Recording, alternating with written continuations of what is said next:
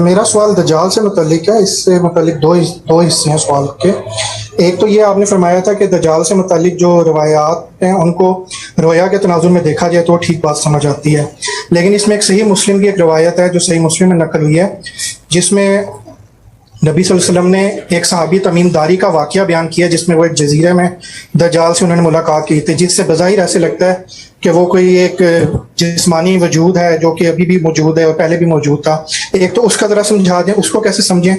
اور دوسرا یہ جو روایات ہیں جس میں کہا گیا ہے کہ سورہ کہف کی پہلی 10 اور آخری 10 آیات پڑھیں تو دجال سے بچاؤ ہوگا، اور اس طرح کی باقی روایات ہیں ان کو کیسے سمجھا جائے، اور اس کا سورہ کہف کا ان سے کیا تعلق ہے دجال سے. شکریہ. سورہ کہف کی آخری 10 آیات کا بعض روایتوں میں ذکر آیا ہے، بعض میں پہلی 10 آیات بھی ہیں، لیکن وہ صاف معلوم ہو جاتا ہے کہ راوی حضرات کی غلطی ہے. آخری 10 آیات ہی ہیں. تو آخری 10 آیات کو اگر آپ نکال لیں تو وہ اللہ تعالیٰ کی اسکیم کو بیان کر دیتی ہیں اس دنیا میں.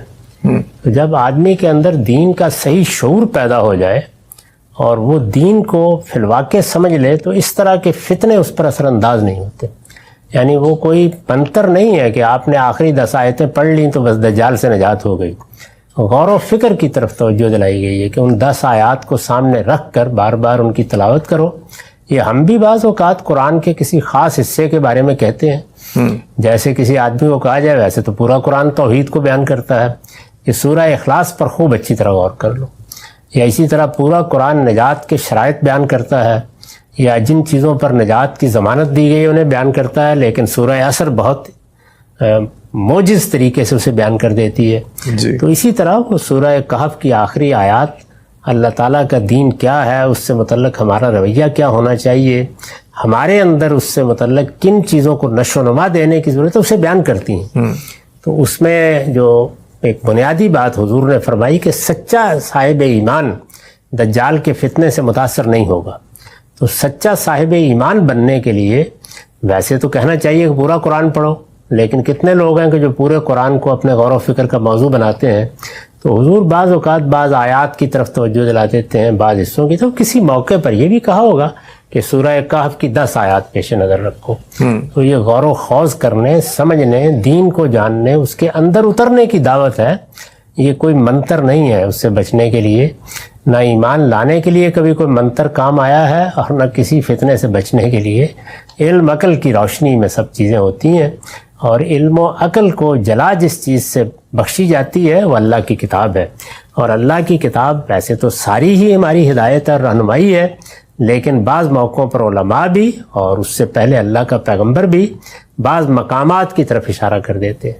کہا کہ اگر یہ توفیق نہیں ہے کہ سارے قرآن کو پڑھا جائے اور اس کے ساتھ ایک زندہ تعلق ہو تو کم سے کم سورہ عصر ہی پڑھ لی جائے، کم سے کم کسی موقع کے اوپر سورہ اخلاص ہی کو ذہن میں رکھا جائے. ایسے ہی سورہ کہف کی کوئی آیت، سورہ بقرہ کی آخری آیات دیکھیے، سورہ آل عمران کی حضور بڑے اہتمام سے نمازوں میں بھی پڑھتے تھے ان کو. اسی طرح کا معاملہ سورہ منافقون کی آخری آیات کا ہے. تو بعض مقامات ہیں قرآن مجید کے جن سے دین کا کسی نہ کسی معاملے میں بڑا غیر معمولی شعور پیدا ہوتا ہے، زندہ ہو جاتا ہے انسان. تو وہاں پر بھی یہی صورتحال ہے. سورہ کہف میں آخری 10 آیات میں نے اسی روایت کو قبول بھی کیا ہے اور یہ بتا بھی دیا ہے کہ پہلی 10 آیات راوی کی غلطی ہے، ان کو پیش نظر رکھنا چاہیے. ایک تو یہ بات ہوئی. دوسری تمیم داری کی روایت ہے. ویسے تو اس وقت اس کی سند پر بھی بہت کچھ تنقید ہو گئی ہے، لیکن اگر تھوڑی دیر کے لیے مان لیں تو میرے نزدیک تو سرے سے وہ کوئی واقعہ ہی نہیں ہے. یعنی ہوا کیا ہے؟ ہوا یہ ہے کہ کسی جگہ کے اوپر کسی جزیرے میں لوگ چلے گئے ہیں جہاں کسی گرجے میں انہوں نے دیکھا ہے کہ کسی شخص کو باندھا ہوا ہے زنجیروں میں، اور وہ اپنے آپ کو دجال کہتا ہے. اس طرح کے پاگل اور مجذوب دنیا میں بہت جگہوں پر آپ کو دکھا دیے جا سکتے ہیں. تو اس طرح کے کسی ذہنی اختلال میں مبتلا شخص سے ملاقات ہوئی ہے جس کو ایک واقعہ مان لیا اور کچھ بھی نہیں ہے، اس میں کیا ہے. ٹھیک ہے سر، بہت شکریہ. السلام علیکم غامدی صاحب. وعلیکم السلام. غامدی صاحب، آپ کی جو خدمات ہیں، جس طرح آپ نے چیزوں کو واضح کیا، دین کو سمجھنے میں آسانی پیدا کی، آپ کے لیے دل سے دعائیں نکلتی ہیں. اللہ تعالیٰ آپ کو سلامت رکھیں. میرا سوال یہ ہے کہ کیا اس بات کا امکان ہے کہ جو دجال کا فتنہ ہے وہ دراصل الیکٹرانک میڈیا کو کہا گیا ہو، اور ساتھ میں قصے کہانیاں مل کر بات کہاں سے کہاں پہنچ گئی ہو، کیونکہ ایک شخص کے لیے یہ ساری صفات ماننا عقل کے لیے مشکل ہے، لیکن میڈیا کے لیے انہیں ماننے میں اتنی مشکل نہیں. آپ رہنمائی فرما دیجیے. روایتوں میں اگر آپ پہلے انتخاب کر لیں کہ محدثین کے طریقے پر تنقیح کر کے صرف وہ روایتیں اکٹھی کریں گے جن میں دجال کے بارے میں صحت کے ساتھ کوئی بات نقل ہوئی ہے یا کم سے کم حسن درجے کی روایتیں ہیں، تو آپ حیران رہ جائیں گے کہ جو باتیں آپ نے عام طور پر سن رکھی ہیں وہ وہاں ہیں نہیں، موجود نہیں. ایسا ہوتا ہے بعض اوقات کہ لوگ بہت سی چیزیں ضعیف روایتوں سے، موضوع روایتوں سے، قصہ گویوں کی روایات سے بیان کرتے رہتے ہیں، تو وہ چیز عامت الناس کے لیے ایسی ہو جاتی ہے کہ یہ سب گویا پیغمبر نے بتایا ہے. ابھی میں نے پچھلے دنوں شک قمر پر گفتگو کی تو میں نے دیکھا کہ کچھ رد عمل لوگوں نے اپنا ظاہر کیا، تو اندازہ ہوا کہ کبھی لوگوں نے دیکھا ہی نہیں روایتوں کو نکال کے کہ صحیح روایتوں میں یا حسن درجے کی روایتوں میں کیا بات بیان ہوئی ہے. 2 لفظوں کی بات بیان ہوئی ہے، لیکن یہ کہ وہ انگلی کے اشارے سے چاند ٹوٹ گیا، ایک آستین سے نکل کے دوسرے آستین میں آ گیا، یہ سب بالکل بے بنیاد باتیں ہیں. کوئی یعنی روایتوں میں بھی، حدیث کی کتابوں میں بھی کوئی ذکر نہیں ہے ان کا سرے سے. تو اس طرح کے قصے کہانیاں دجال کے بارے میں بھی بہت ہو گئے. اس وجہ سے آپ ان قصے اور کہانیوں کو سامنے رکھ کے تعبیر نہ کریں، بلکہ جو صحیح یا حسن کے درجے کی روایتیں ہیں ان کو سامنے رکھ کے کریں. میں نے اپنا نقطہ نظر اپنی کتاب میزان میں بیان کر دیا ہے کہ چونکہ مسیح علیہ السلام کے آنے کے بارے میں ایک غلط فہمی تینوں مذاہب میں پیدا ہو گئی ہے.